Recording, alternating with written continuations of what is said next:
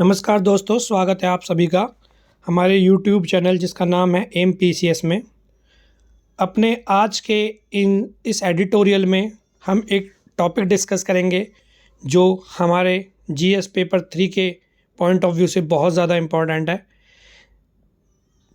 Economy point of view से जो भी क्वेश्चन आता है, आप उस क्वेश्चन में ज़रूरत के हिसाब से आवश्यकता अनुरूप इस आर्टिकल के जो भी पॉइंट्स हैं उनको प्रयोग में ला सकते हैं।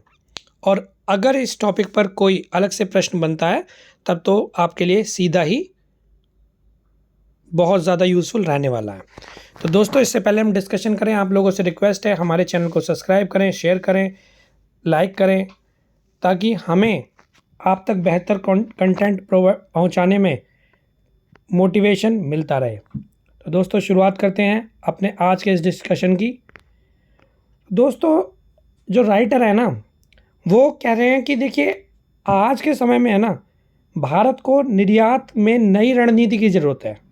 वो रणनीति क्या हो, वर्तमान में भारत की स्थिति क्या है, कौन कौन से हम पॉइंट्स आगे या कौन कौन से हम कदम उठा सकते हैं ताकि निर्यात संबंधी एक नई रणनीति बने, नई उससे संभावनाएं उभरें। तो उसी को राइटर ने यहाँ पे समाहित किया है। अपने हमेशा के शेड्यूल की तरह जो इम्पोर्टेंट पॉइंट थे उन्हें हमने एक एग्ज़ाम पॉइंट ऑफ व्यू से अलग अलग पॉइंट्स में विभाजित करके यहाँ आर्टिकल को हम डिस्कस करेंगे। तो दोस्तों, शुरुआत करते हैं अपने डिस्कशन की। तो देखिए दोस्त, क्या राइटर कह रहे हैं शुरू में कि हाल ही के वर्षों में है ना, विदेशी व्यापार हो या निर्यात बढ़ाने की बात हो, केवल वही देश सफल है जिसने अपनी विदेश व्यापार नीति में कुछ पर्याप्त परिवर्तन दिखाए हैं। ज़रूरत के हिसाब से, आवश्यकता अनुरूप, बदलती वैश्विक परिस्थितियों के अनुरूप अपनी विदेश व्यापार में और निर्यात बढ़ाने के लिए जिसने अपनी विदेश व्यापार नीति में पर्याप्त परिवर्तन किए हैं, वही देशों में क्या है, वही देश सफल है। इन देशों में भारत भी सम्मिलित है। भारत की नीति पिछले एक दशक में क्या रही है कि जिससे पड़ोसियों के साथ कारोबार बढ़ाने में मदद मिले, तो वो कुछ बिंदु रहे हैं। देखिए, पड़ोसी प्रथम मतलब नेबरहुड फर्स्ट पॉलिसी। भारत इस नीति का पुरजोर समर्थक है और इस नीति के माध्यम से जितने भी उसके पड़ोसी देश हैं, चाहे वो बांग्लादेश हो, नेपाल हो, श्रीलंका हो, उनके साथ वो व्यापार को बढ़ाने के लिए बहुत सारी रियायतें देता है। ठीक है, तो भूटान भी हो सकता है, नेपाल भी हो सकता है, बांग्लादेश है, श्रीलंका है, नेपाल है, ये सारे देशों के साथ क्या है, भारत द्विपक्षीय व्यापार को बढ़ाने के लिए बहुत सारी रियायतें देता है। तो पड़ोसी प्रथम की नीति भारत की जो कारोबार बढ़ाने के लिए नीति है या विदेश नीति है, उसमें एक बहुत ज़्यादा माइलस्टोन या हम कहें एक बहुत प्रमुख बिंदु है पड़ोसी प्रथम की नीति। उसके बाद जो आसियान देश हैं, दक्षिण पूर्व एशियाई देश, जिसके बारे में आप लोगों को पता है 1967 में जिसका गठन किया गया था और इसमें 10 दक्षिण पूर्व एशियाई देश आते हैं, उनके साथ व्यापार को बढ़ाने के लिए एक्ट ईस्ट नीति का भारत पालन कर रहा है। पहले इस नीति को लुक ईस्ट नीति के नाम से जाना जाता था, लेकिन वर्तमान सरकार द्वारा इस नीति को और ज़्यादा व्यापक बनाने के लिए लुक ईस्ट नीति को एक्ट ईस्ट नीति से रिप्लेस कर दिया गया है। उसके बाद भारत ने क्या किया, प्रमुख देशों के साथ मुक्त व्यापार समझौते किए हैं, फ्री ट्रेड एग्रीमेंट्स। ठीक है, और नई लॉजिस्टिक्स नीति लाई है भारत सरकार 2022 और नई विदेश व्यापार नीति 2023। ठीक है, तो ये 5 बिंदु हैं जिनको हम कह सकते हैं कि पड़ोसी देशों के साथ व्यापार बढ़ाने के लिए या निर्यात बढ़ाने के लिए भारत सरकार प्रमुखतः इन नीतियों के अनुसार कार्य कर रही है। अब देखिए, इन नीतियों का परिणाम क्या हुआ है। इन नीतियों के परिणाम स्वरूप क्या हुआ है कि विदेशी व्यापार में लगातार वृद्धि देखने को मिली है और निर्यात में भी वृद्धि देखने को मिली है। भाई, आयात तो पहले से ज़्यादा हो ही रहा है क्योंकि भारत एक बहुत बड़ा बाजार है। अब हमने क्या है, इन नीतियों के माध्यम से निर्यात में वृद्धि कर ली है, तो विदेशी व्यापार क्या है, अपने आप बढ़ गया है, आयात बढ़ा है, उसी के अनुरूप हम निर्यात में वृद्धि के लिए प्रतिबद्ध हैं, प्रयास कर रहे हैं। तो ये सारी नीतियाँ हैं, 5 बिंदु हैं जिनके माध्यम से हम निर्यात में वृद्धि के लिए लगातार भारत सरकार प्रयास कर रही है। और इसी का परिणाम ये है कि 2023 और 24 की अगर हम बात करें तो वाणिज्य मंत्रालय के जो आंकड़े हैं उनके अनुसार हम ये कह सकते हैं कि 2000 वित्तीय वर्ष 2023-24 में माल और सेवाओं का निर्यात कितना रहा है? 776.68 अरब डॉलर। ये वाणिज्य मंत्रालय के आंकड़े हैं। तो इसे आप अपने किसी जो इस तरह का कोई भी टॉपिक से रिलेटेड क्वेश्चन है तो वाणिज्य मंत्रालय के आंकड़ों को यहाँ पे आप कोट कर सकते हैं। तो आपका जो एक क्वेश्चन है वो यहाँ से क्या है, उसको एक नया आधार मिल जाएगा। ठीक है, ये बहुत इंपॉर्टेंट आंकड़े हैं। चलिए हम बात करते हैं। उसके बाद राइटर क्या कह रहे हैं? राइटर क्या कह रहे हैं कि भाई देखो, अभी भारत की एक जो विदेशी व्यापार नीति है उसमें एक जो हम कहते हैं बिल्कुल सॉलिड अपना जो स्टैंड है वो देखने को मिला। जैसे कि आपको पता है जो रूस और यूक्रेन है वो पिछले लगभग 1.5-2 साल से लगभग युद्ध में उलझे हुए हैं। तो पश्चिमी देशों ने है ना रूस से व्यापार करने में बहुत सारे प्रतिबंध लगाए और भारत पे भी दबाव बनाया कि वो रूस से कोई भी व्यापार ना करे। लेकिन पश्चिमी देशों के दबाव के बावजूद भारत ने अपने हितों को सर्वोपरि रखते हुए भारत ने रूस से रियायत दर पर कच्चा तेल आयात करना जारी रखा और इससे है ना भारत को 8 अरब डॉलर की बचत हुई। आप देखिए 8 अरब डॉलर की बचत हुई। भाई सब किसी भी राष्ट्र के लिए सबसे पहले क्या होता है? सबसे ज़्यादा ज़रूरी होता है उसका राष्ट्र हित। तो राष्ट्र हित में हम फैसले लेंगे, हम किसी देश के दबाव में आके कोई भी फैसला नहीं लेंगे। भारत की स्वतंत्र विदेश नीति है। भारत एक संप्रभु देश है।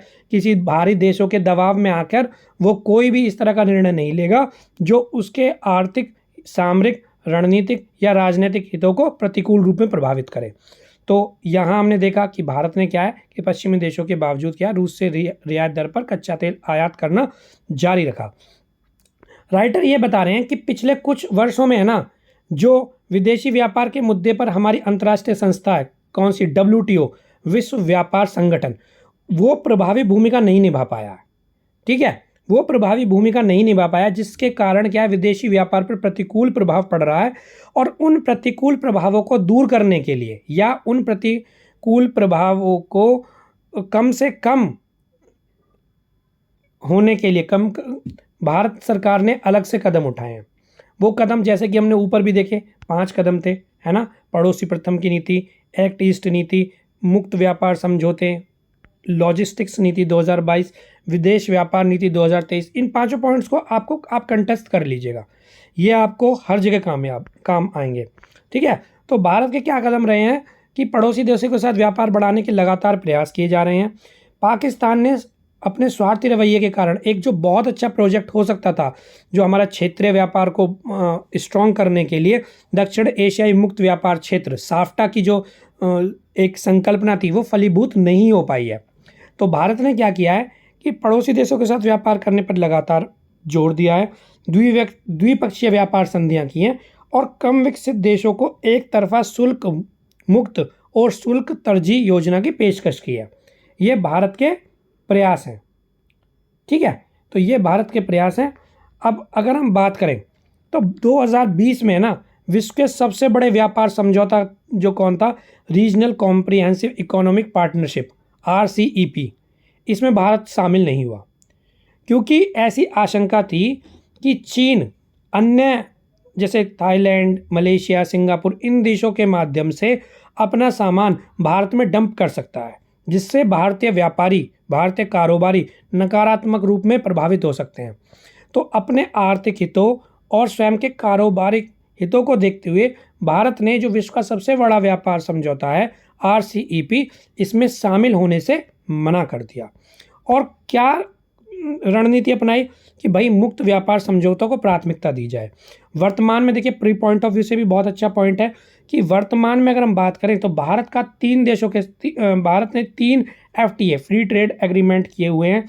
किन किन देशों के साथ है? UAE के साथ है, ऑस्ट्रेलिया के साथ है और 4 यूरोपीय देशों का जो समूह है यूरोपीय फ्री ट्रेड एसोसिएशन, उसके साथ भी क्या है भारत का मुक्त व्यापार समझौता है। ये भारत के कदम है ना? और देखिए अब अगर हम बात करें वर्तमान जो परिस्थिति है, वर्तमान में क्या है कि बहुत सारे विकसित और विकासशील देश है ना भारत के साथ मुक्त व्यापार समझौता करने के लिए उत्सुक है। अब अगर वो उत्सुक हैं तो उनके कुछ कारण होंगे। उनके क्या कारण हैं कि विकासशील देश और विकसित देश, दोनों ही देश भारत के साथ मुक्त व्यापार समझौता करना चाहते हैं। उसके क्या कारण हैं?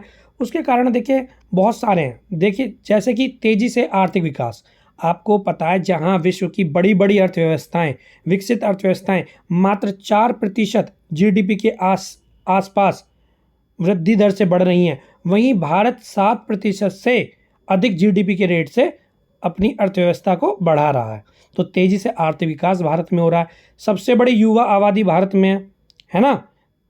कौशल प्रशिक्षण अभियान भारत सरकार ने बहुत सारे चलाए हैं, है ना, जैसे कौशल विकास मिशन। बढ़ता सेवा क्षेत्र की बहुत ज़्यादा डिमांड है। निर्यात पे हमारी वृद्धि है, अभी हमने देखे वाणिज्य मंत्रालय के आंकड़े, है ना। अर्थव्यवस्था को बाहरी झटकों से उबरने की क्षमता है। भाई कैसे क्षमता है कि चाहे रूस यूक्रेन युद्ध हुआ था, इजराइल फिलिस्तीन संघर्ष हुआ था, उसके बावजूद भी भारत 7% की वृद्धि दर से अपनी अर्थव्यवस्था की वृद्धि दर भारत में देखी गई। घरेलू संरचनात्मक सुधार आजकल भारत में किए जा रहे हैं। अब संरचनात्मक ढांचे में निवेश किया जा रहा है ना। जो लाल फीताशाही थी उनको कम करने के लिए सिंगल जो क्लियरेंस सिस्टम है, सिंगल विंडो क्लियरेंस, इस तरह की जो भी संकल्पनाएं हैं उनको मूर्त रूप दिया जा रहा है। और क्या किया जा रहा है? विनिर्माण हो, वैश्विक आपूर्ति श्रृंखला हो, बुनियादी ढांचे में निवेश और हरित ऊर्जा पर निर्भरता बढ़ाने के प्रयास भारत सरकार द्वारा लगातार किए जा रहे हैं। एक पॉइंट ये भी है, कल भी हमने डिस्कस किया था, प्रवासी भारतीयों द्वारा अधिक से अधिक धन प्रेषित किया जाता है। नई नई तकनीकों का इससे विकास होता है। अभी G20 देशों की जो अध्यक्षता है वो भारत ने की थी, है ना। भारत ने एक सफल आयोजन किया था। भारत की अध्यक्षता में G20 देशों का भी शिखर सम्मेलन नई दिल्ली में किया गया था। तो एक नई अहमियत है, G20 देशों में भारत की एक नई अहमियत है। और दुनिया में जो भारत है उसकी छवि एक मजबूत लोकतंत्र देश के रूप में है। आप सोचिए, एक दुनिया की सर्वाधिक आबादी वाले देश में इतने निष्पक्ष तरीके से चुनावों को, मतदान प्रक्रिया को, लोकतांत्रिक चुनावों को संपन्न कराना और उसके हिसाब से लोकतांत्रिक सरकार गठन करना, ये अपने आप में बहुत बड़ी चीज़ है ना। तो ये सारी चीज़ें क्या है, ये भारत के निर्माण की जहाँ एक तरफ बुनियाद रख रही हैं, वहीं दूसरी तरफ क्या है कि पड़ोसी देशों के साथ निर्यात बढ़ाने में या विश्व के अन्य देशों के साथ निर्यात बढ़ाने में ये नई संभावनाओं को जन्म दे रहे हैं। ये पॉइंट है ना, ये सारे नए पॉइंट हैं जिसकी वजह से विकसित और विकासशील देश क्या है, भारत के साथ मुक्त व्यापार समझौता करना चाह रहे हैं। निर्यात बढ़ाने में भारत को एक तरह से सहायता मिल रही है ना। ये सारे पॉइंट्स हैं, आप इन सारे पॉइंट्स को लिख सकते हैं, ठीक है। अब राइटर कह रहे हैं ये तो वर्तमान में हमारी सरकार प्रयास कर रही है, लेकिन आगे की क्या रणनीति हो कि ताकि हमारा निर्यात अधिक से अधिक बढ़े। अभी हमने देखे कि भारत 3 FTA हैं वर्तमान में। भारत सरकार ने 3 फ्री ट्रेड एग्रीमेंट किए हैं, जिनमें से एक UAE के साथ, ऑस्ट्रेलिया के साथ और एक यूरोपीय फ्री ट्रेड एसोसिएशन के साथ, जो कि 4 यूरोपीय देशों का समूह है। वर्तमान में 3 FTA हैं भारत के।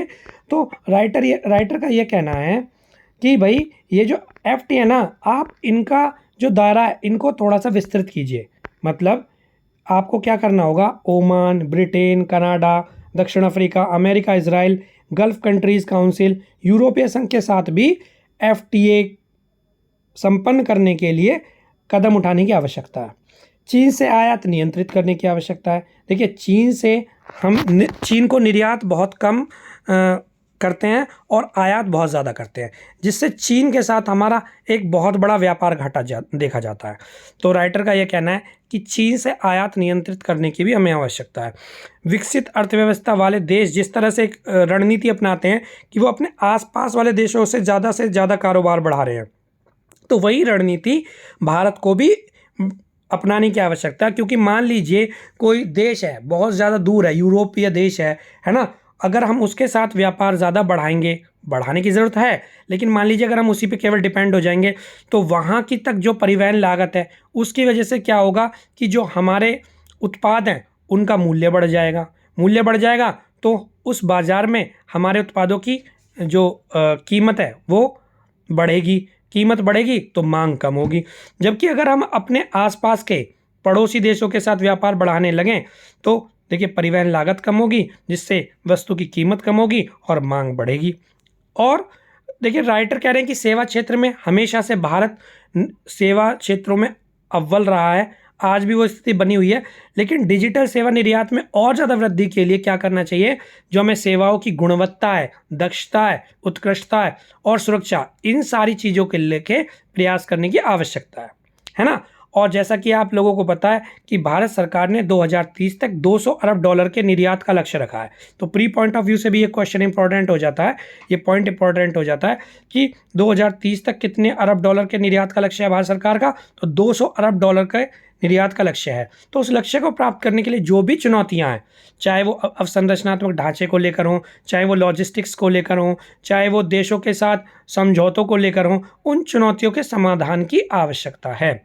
तो देखिए आज जो हमारा डिस्कशन था उसमें हमने पढ़ा कि ऐसे कौन कौन से कारण हैं जिसके वजह से बहुत से विकासशील और विकसित देश भारत के साथ मुक्त व्यापार समझौता करना चाह रहे हैं, है ना। आगे की रणनीति क्या हो सकती है, भारत का किन किन देशों के साथ FTA, और भारत ने व्यापार बढ़ाने के लिए कौन कौन सी रणनीतियां वर्तमान में अपनाई हुई हैं। तो एक इकोनॉमी के बहुत सारे पॉइंट यहाँ पर आपके तैयार हो जाते हैं। GS पेपर 3 में अलग अलग क्वेश्चनों में आवश्यकता अनुरूप आप इन पॉइंट्स को यूज़ कर सकते हैं। उम्मीद करते हैं कि आपको आज का डिस्कशन पसंद आया होगा। आपकी जो भी प्रतिक्रिया है कमेंट के माध्यम से आप अपना फीडबैक हमें अवश्य दीजिए। और दोस्तों आप लोगों से रिक्वेस्ट है कि अगर आपको हमारा चैनल पसंद आ रहा है तो अपने दोस्तों के साथ इसे शेयर अवश्य करें, ताकि ये जो हमारी पहल है ये अनवरत रूप से चलती रहे। और अगर आप लोगों की तरफ से हमें अच्छा रिस्पॉन्स मिला तो देखिए एक करंट अफेयर्स के टॉपिक के साथ, जैसे कि हम करते हैं डिस्कशन, एडिटोरियल डिस्कशन, उसके साथ हम डेली एक स्टैटिक पोर्शन पे भी वीडियो लेके आने लगेंगे जो कि हाल फिलहाल चर्चा में रहे हैं। जैसे कि मान लीजिए अभी एक मुद्दा बहुत ज़्यादा चर्चा में है कि एक देश एक चुनाव, है ना। इस पे रामनाथ कोविंद की जो हमारे पूर्व राष्ट्रपति हैं श्री रामनाथ कोविंद, उनकी अध्यक्षता में एक समिति भी गठित की गई थी। वर्तमान सरकार जो है उसने अपने घोषणा पत्र में अपनी रैलियों में बार बार एक राष्ट्र एक चुनाव की जो उसकी संकल्पना है उस पर बार बार बल दिया है ना। तो इस तरह के जो टॉपिक रहे हैं चर्चा में, जो इस तरह के टॉपिक रहे हैं उस पर हम एक वीडियो भी लाने की कोशिश करेंगे, ताकि प्रेजेंट में जो करंट के मुद्दे हैं वो तो आपके साथ एडिटोरियल के माध्यम से कवर हो ही गए हैं, लेकिन पिछले 6 महीनों में जो भी करंट के मुद्दे चर्चा में रहे हैं उन पर भी हम अलग से वीडियो लेके आएँ। तो दोस्तों इसके लिए आवश्यक होगा कि आप हम लोगों को सपोर्ट करें, हमारे चैनल को सब्सक्राइब करें, तभी हम अपनी इस पहल को अनवरत रूप से आगे बढ़ा पाएंगे। तो दोस्तों चलिए कल मिलते हैं एक नए टॉपिक के साथ। तब तक अपना और अपने परिवार का ख्याल रखिए, पढ़ते रहिए और अपने सपनों की तरफ बढ़ते रहिए। जय हिंद।